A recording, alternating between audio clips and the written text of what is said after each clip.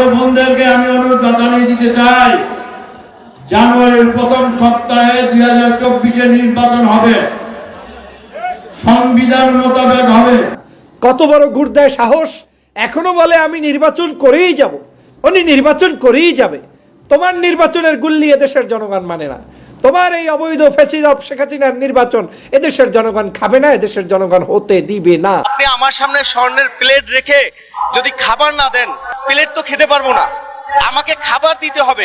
আসসালামু আলাইকুম, আপনারা সবাই কেমন আছেন?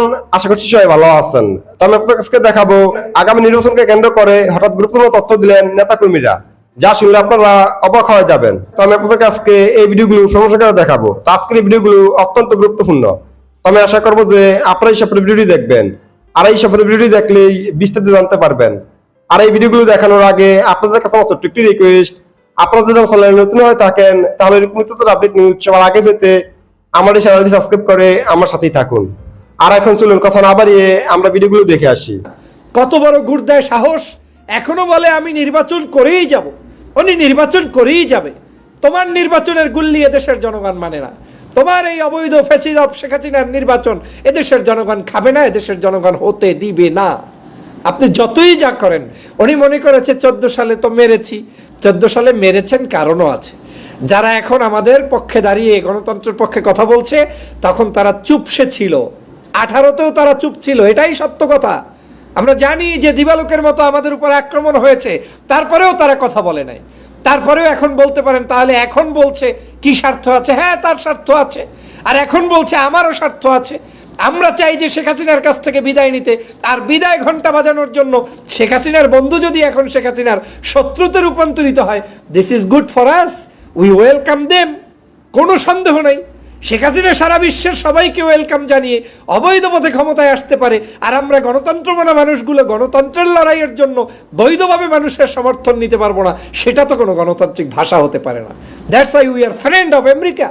আমরা আমেরিকার ফ্রেন্ড, নির্দ্বিধায় স্বীকার করছি। আমরা আমেরিকাকে চাই বাংলাদেশের জনগণের এই স্বাধীনতার সার্বভৌমত্বকে উদ্ধার করে দেওয়ার জন্য। আমরা তাদেরকে ওয়েলকাম জানাই।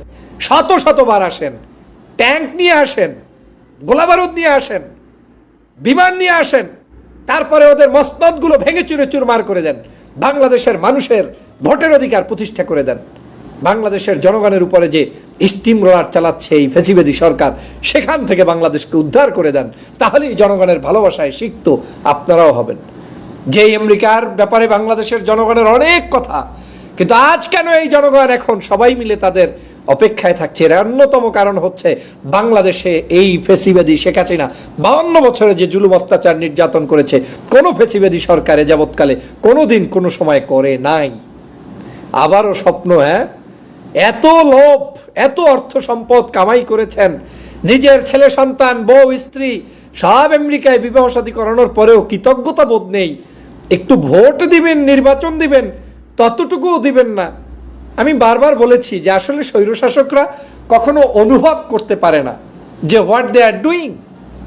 তারা বোঝে না যে কিভাবে তার ক্ষমতা চলে যাচ্ছে, কোথায় যাচ্ছে। স্বৈরশাসকরা একেবারে ক্ষমতা ছাড়ার আগের দিন পর্যন্ত মনে করে হি ইজ এ লর্ড, সেখানে তার চাইতে আর কেউ বড় কিছু নেই। এই জায়গায় আজকের আওয়ামী লীগের পতনের কারণ হবে বলে আমি বিশ্বাস করি। আমি জানি না যে পূর্ণাঙ্গভাবে কত তারিখ কোন সময় কি অবস্থায় আসবে।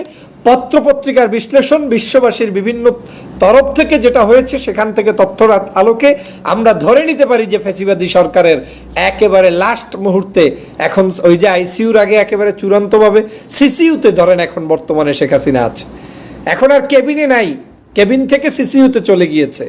চূড়ান্তভাবে যেদিন আইসিইউতে চলে যাবে, সেদিন বুঝবেন আর এই নল দিয়ে পাইপ দিয়ে খাওয়ালেও আর কাজ হবে না।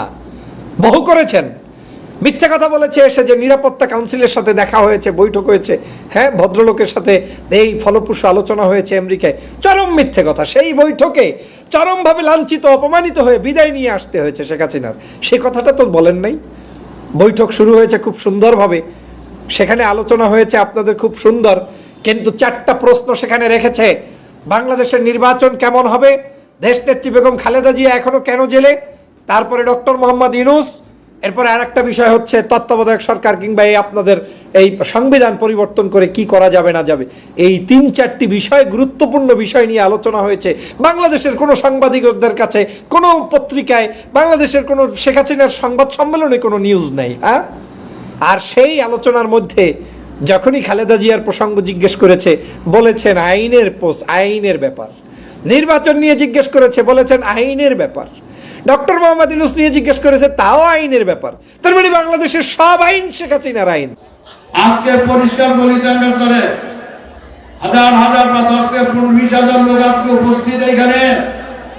ভাই ও বোনদেরকে আমি অনুরোধ জানিয়ে দিতে চাই, জানুয়ারির প্রথম সপ্তাহে 2024-এ নির্বাচন হবে, সংবিধান মোতাবেক হবে, জননেত্রী শেখ হাসিনার সরকারের অধীনেই হবে, ইলেকশন কমিশনার ইলেকশন পরিচালনা করবে।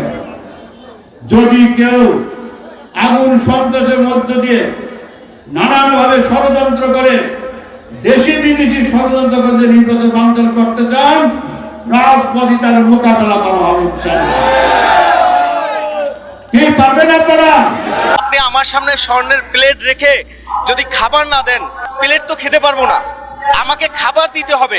যেই দেশে মানুষ এখনো 500 টাকা দিন মজুরিতে হিসাবে কর্মরত থাকে, 500 টাকা দিয়ে তিনি সারাদিন কষ্ট করার পরে, পরিশ্রম করার পরে তিনি কিন্তু এই 500 টাকা দিয়ে তার সংসারের যে চাহিদা সেটা পূরণ করতে পারে না। এবং আমরা সবাই জানি যে প্রত্যেকটা মানুষের একটা কর্মক্ষমতার লিমিট আছে, একটা বয়স পর্যন্ত সে কর্ম করতে পারবে, তাহলে তাকে কিছু সঞ্চয় করতে হবে। সঞ্চয় করা তো দূরের কথা, তার যে মৌলিক চাহিদা, খাদ্য, বাসস্থান, চিকিৎসা এবং তার বাচ্চাদের যে লেখাপড়া, সেই খরচই তো তারা বহন করতে পারে না। তাহলে তারা কিভাবে এই দেশে যে উন্নয়নের বুলি এই সরকার দিচ্ছে, এটা লোভ দেখানো উন্নয়ন।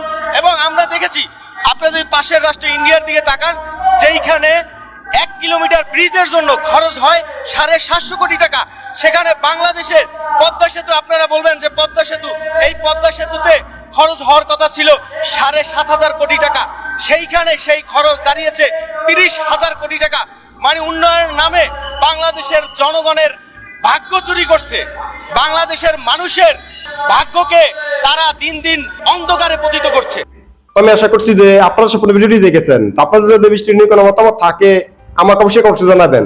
আর আপনারা যদি আমার চ্যানেলে নতুন হয়ে থাকেন তাহলে আমার এই চ্যানেলটি সাবস্ক্রাইব করে আমার সাথেই থাকুন। তো দেখা হচ্ছে পরবর্তী ভিডিওতে। সে পর্যন্ত সবাই ভালো থাকবেন, সুস্থ থাকবেন। আল্লাহ হাফেজ।